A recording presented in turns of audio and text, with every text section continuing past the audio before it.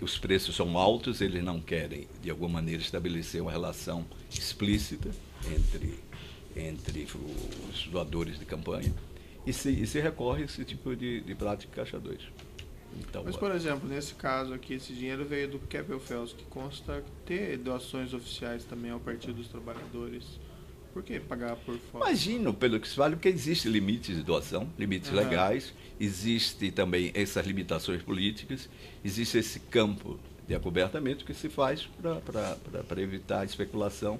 Tem vários tópicos, evitar leilão entre doadores, quem está dando mais, quem está dando menos. Existe toda uma prática Qual que foi implantada. essa dívida era da campanha de 2010, isso? 2010, Da presidencial. presidencial. Quanto que foi o custo oficial? Dessa campanha de 2010, eu tive a impressão que foi 58, 57 milhões, não sei, alguma coisa, beirando 60 milhões. Primeiro e segundo turno. Isso pago de maneira oficial para sua empresa? Sim, sim, claro. Então, diante desse valor, 50 e tantos milhões, por que pagar ainda 4.500 por fora? Exatamente porque nosso preço é fixado de acordo com as necessidades da campanha. O cliente, não é que seja o PT, o cliente nem sempre concorda em fazer esse pagamento pela forma explícita e oficial. Sempre encontra uma maneira justificada. Então, e novamente, é o que a dívida o que gera dívida é isso. O senhor não acha assim que receber esses pagamentos por fora significa trapaça em campanha? Eu acho que significa, antes de tudo, um constrangimento profundo, é um risco, é um ato ilegal. Eu acho que precisa se rasgar o véu de hipocrisia que cobre as relações políticas eleitorais no Brasil e no mundo. Mas não defendo, sempre lutei. Se o senhor fizer uma pesquisa, perdoe, ou alguém fizer uma pesquisa, ver que os custos oficiais de minha campanha sempre foram mais altos.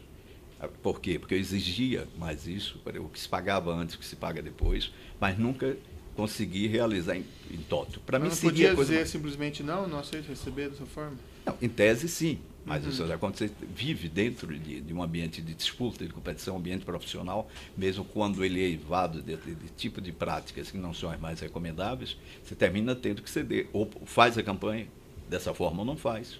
Ou vem outro que vai fazer dentro dessa porta e termina virando vício. Eu acho lamentável, é uma coisa que eu me arrependo, inclusive, sempre lutei contra, mas sempre fui vencido. Por que o senhor não falou isso quando o senhor foi ouvido no inquérito? Por várias razões. Primeiro, por questões psicológicas, digamos, questão política e questão profissional. A psicológica é o susto da própria prisão. Nós sabíamos, e porque vimos pela imprensa, etc., que estavam sendo investigados, mas eu, sinceramente, jamais imaginaria que pudesse ser preso da maneira que fui.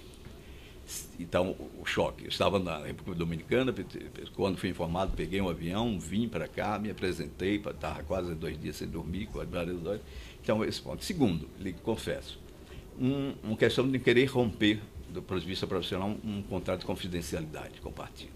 Terceiro, do ponto de vista político, eu achava que isso poderia prejudicar profundamente a presidenta Dilma.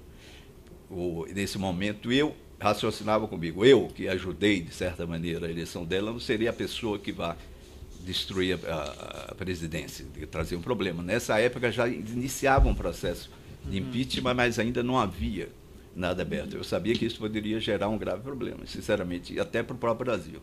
Porque, então, na soma disso tudo, é uma decisão difícil, decisão equivocada, mas a primeira reação minha foi essa.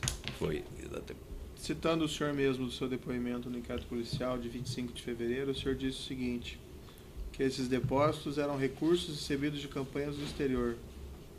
Isso não é verdadeiro, então? Nesse caso, não.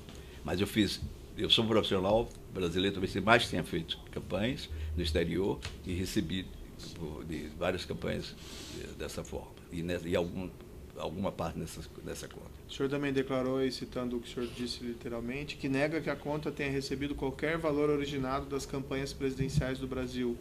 Isso eu respondi anteriormente. Excelência. Que nega que os pagamentos realizados por Luiz Kornick possuam qualquer relação com os serviços prestados no Brasil. É a mesma resposta, o mesmo tipo de argumentação, a mesma pressão psicológica e política que eu me autocoloquei.